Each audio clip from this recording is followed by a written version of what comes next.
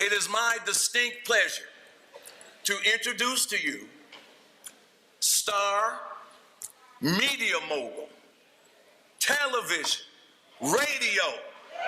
Come on now, Mr. Steve Harvey. Let me just tell you this. The person you see right now is not who I always was. I have been a work in progress for 57 years. I know you can't believe it.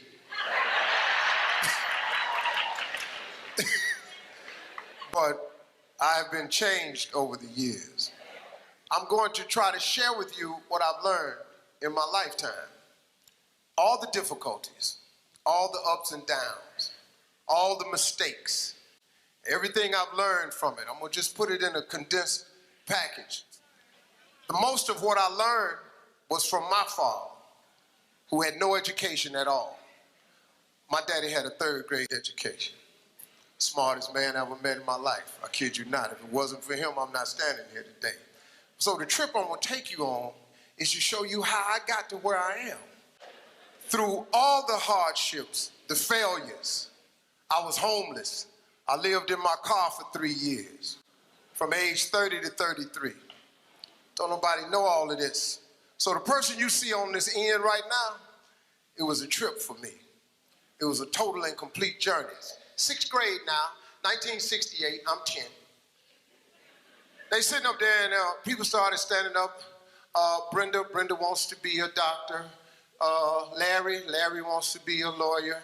So I stood up and I'm thinking to myself, now this is a gold star moment right here. Oh yeah, this is the day I've been waiting on. I'm gonna get recognized for the brilliant cat that I am. And it's no doubt in their mind now who the star student of this school is, because I done put something on my paper that was unbelievable. Because nobody had wrote on their paper, I want to be on TV. I get up in front of the class, she said, what did you write on your paper? This is big. I said, I want to be on TV. She said, why did you write that on your paper? I said, because that was our assignment for today. She said, and what made you think you could write such a thing on your paper? I said, okay, obviously, this is not the proper tone to be talking to when you about to give me a gold star. She said, who do you know on TV? I said, nobody. She said, anybody in this school ever been on TV? I said, no, ma'am. She said, anybody in your neighborhood ever been on TV? I said, no, ma'am. She said, well, what makes you think you can be on TV? And she crushed me. I said, I don't know, but that's what I want to do. She said, I'm going to call your house and I'm going to tell your mother that you're a smart aleck. So when I got home, she on the front porch. And she said, what did you do up at that school? I said, well, Mama, I just did what she asked me to do. She asked me what I wanted to be. I wrote, I want to be on TV. She said, why did you write that on the paper? I said, because Mama, that's what I want to be. She said, when your daddy get home, I'm going to tell him you've been up at the school being a smart aleck. So he comes home, he takes his bath, and he's reading the paper, and afterwards, he said, boy, come in here. He said, what is this your mama telling me you did up at the school? And she's standing there. Tell him what you did. And I said, I wrote on a piece of paper, I want to be on TV. He said, what you do that for? I said, because that's what the teacher asked us, Daddy, what we want to be. She said, and being up there being smart, he going to put a smart answer, he want to be on TV. My father looked at me and said, well, what's wrong with that? I said, okay. She was going, well, Slick, he got to be more reasonable like the teacher said. He said, well, Bill, that don't make no sense if that's what the boy want to be. She said, he can't do what he want to do. Got to do like teacher say. He said, boy, go in your rooms. Come in the room a little bit later on. He said, boy, what you write on your paper? I said, I want to be on TV. He said, well, what she want you to put on the paper? I said, I don't know, Daddy, like a policeman or ball player or something. That's what all the rest of the boys put. He said, well, put that on the paper and take it back up to that dream-killing heifer.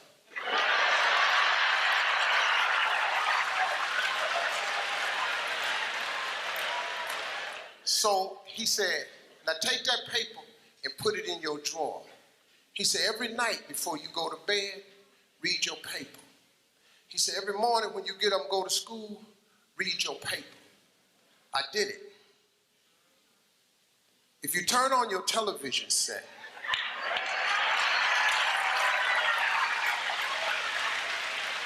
seven days a week, I'm on there somewhere, because that is a principle of success that all successful people know.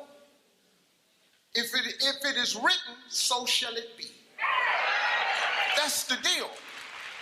If you don't have what you want in life, just check yourself. Is it written anywhere? Have you wrote it down? Have you claimed it? Have you laid it into faith? Have you willed it into existence? Has it become a law? Did you write it down? If it ain't written down, what you want? Now that teacher that gave me that assignment,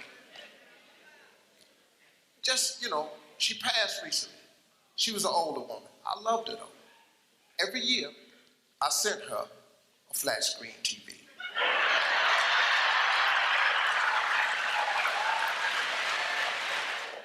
And what I learned was that success that all successful people know, we write it down. It's a vision board. You got to have vision boards, man.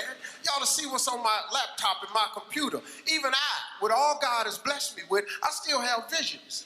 A man without a dream or vision shall perish. You've all heard this. I just try to put it in a way where it's real talk. See, writing it down makes it doable. If you go through a school zone doing 35 miles per hour and the police stop you and a truck was blocking the sign that said 20 miles an hour, guess what? You still get the ticket. You know why? Because it's a written law. They put it into law. They wrote it down. The fact that you ain't read it, the fact that you didn't see the sign, tough. It's written. 20. You break the law, 20. You got to write it down. That's an important thing. See, here's a cold thing I learned. You got to fix your mindset. You change that. The moment you change your thought, your attitude determines your altitude. The moment you change your thought is the moment you change your existence. A flea is the smallest insect, one of the world's smallest insects. Do you know that a flea has a 36-inch vertical? That's pretty high. The average human being cannot jump 36 inches. 36 inches, that's right here. If you take that insect and you capture it and put it in a jar and put the lid on it, that insect still has a 36-inch vertical. You know what it does? It jumps 36 inches, but it hits its head and gets knocked back down. So he makes an adjustment. Since I'm getting knocked back down, I'm not going to jump my full potential. I'm just going to jump just enough so I don't get knocked back down. So, if you get another flea and capture it, the flea goes into the jar. The flea, again, another flea, has a 36-inch vertical. But because he's in the jar and he's seen what happens when he hits his head and he gets knocked back down, he duplicates what he sees the other flea doing. And he jumps just high enough where he don't hit his head. The sad thing about it is when these fleas have babies, these fleas are born with a 36-inch vertical. But because they live in the jar with their mama and their daddy, and they got a 36-inch vertical, but they see everybody else jumping just so high, they duplicate it.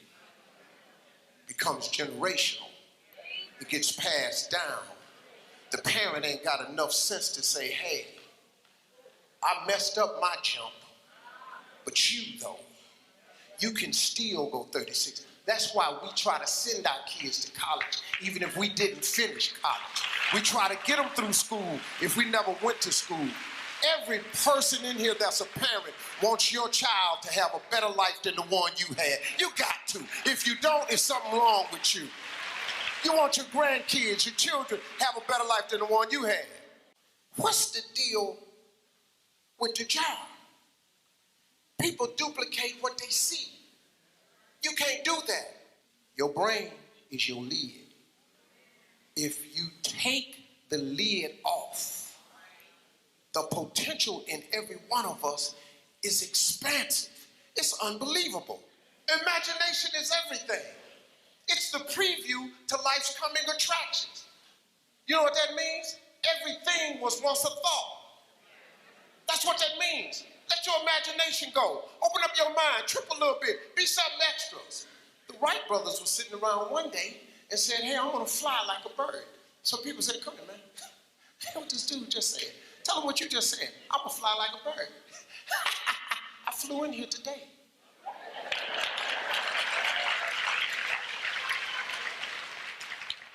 Folks, if imagination is everything, why not use yours?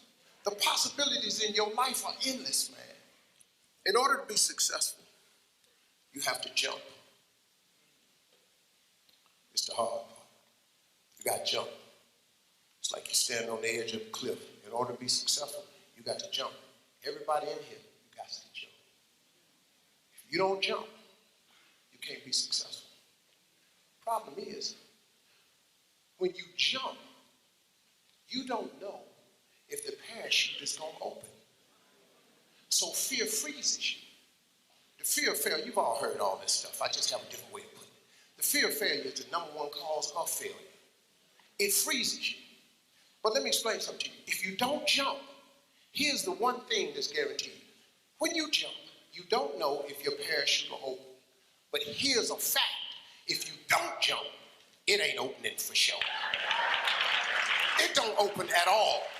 There's no chance of you enjoying the ride. But now here's the deal when you jump. Listen to this. I'm gonna tell you this.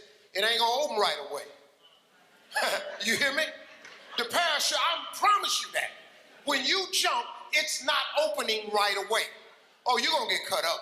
Because the parachute is not going to open right away. But see, and your parachute is success.